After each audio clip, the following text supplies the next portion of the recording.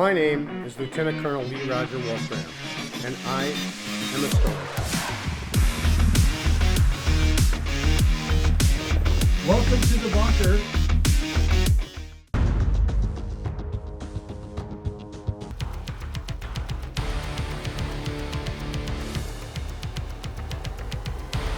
Hey everyone, welcome back to the Colonel channel.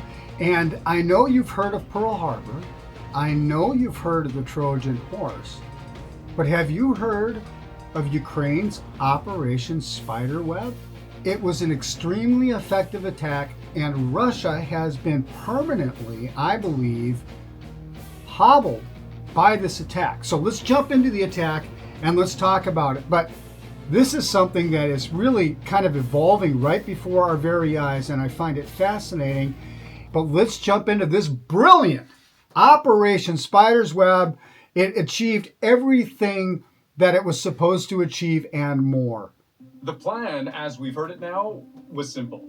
Smuggle 100 or so Ukrainian drones behind enemy lines, along with specially modified containers built to deploy those drones, load those containers onto the backs of trucks, drive them right up to Russian air bases, then open the retractable roofs, outfly the drones packed with explosives, and the rest is now history. Now, the interesting thing about this is Ukraine has been requesting anti-aircraft weapon systems from the United States and Europe. Well, what we have here is, look at this photo imagery, right? These photo images are coming from the United States. That's satellite imagery. But these aircraft that were attacked by these drones launched remotely from these containers. Check this out. These were manufactured. They were put in a false roof that remotely opened the top, and they were able to deploy these and using a link, fly them remotely with pilots.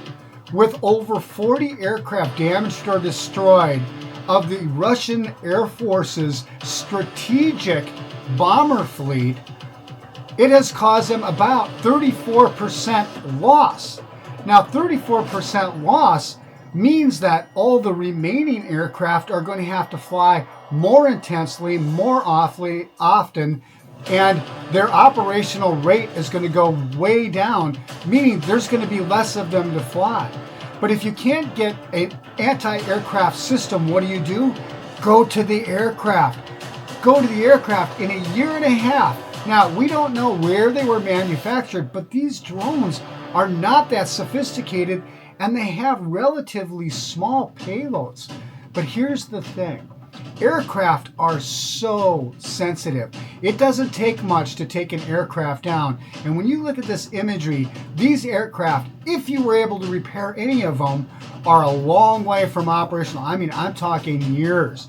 And look at the precision in these attacks. Look, with those small payloads, they knew they had to attack. Hit the X, you'll hit a fuel cell with that small warhead. That will ignite a secondary explosion in the fuel cell and destroy.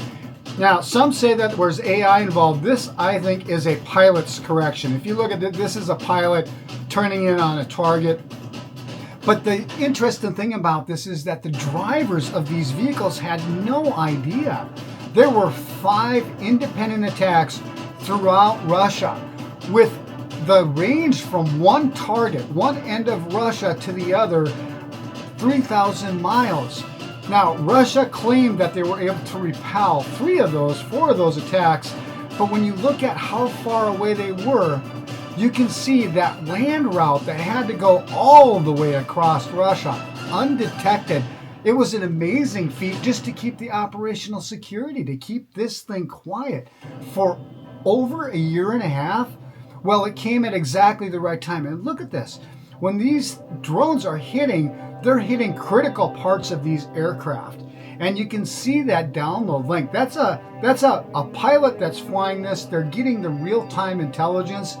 And when you look at the losses that they sustain in terms of dollars is about $7 billion. Now, when you consider that the cost of these drones compared to these bombers is not even close. I mean, these commercial drones, you could probably buy similar drones for about $500,000 with warheads and the transportation, everything, as opposed to these Russian aircraft, which, by the way, they're not going to be able to replace. Russia no longer has the manufacturing capability. These aircraft are no longer being built in any factory line. So whatever parts they have are the parts they have. And when you consider the kill ratio, this was one of the most successful operations in history. In history. And the element of surprise was a complete surprise to the Russian. And when you talk about drone technology, this is how easy it is. Look at that. That is just a slingshot with a styrofoam drone. Now that's a fixed wing version, but these things are so light and so capable of being deployed anywhere. Nowhere is safe from drones when you put warheads on them. And then you put them in the top of a truck that's not detected, and you drive it right next to the target, and then the doors on it open up remotely, and the driver has no idea that there's 117 drones launched throughout the country, and they're having this kind of result. This really is dangerous for the rest of the world.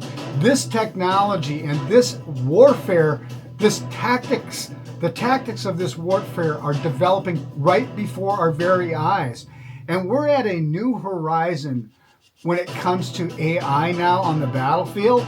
So I imagine that there was a combination of both real pilots and AI to some degree to be able to mark these targets and attack these targets. Now, these things were able to be identified, their location, by this imagery.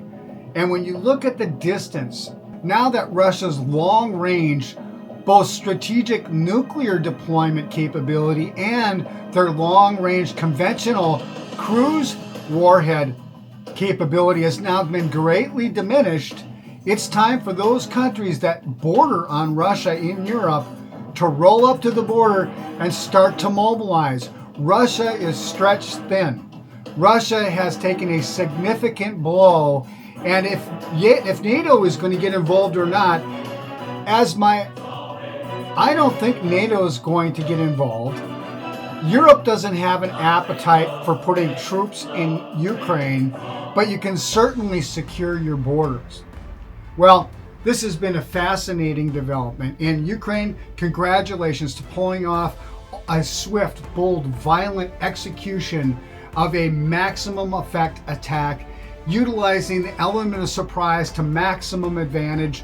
And Russia, it's time to get to the table. It's time to settle this, because there's no telling what's already in Russia right now. Until the next time, from the bunker, this is Wolf 6 out here.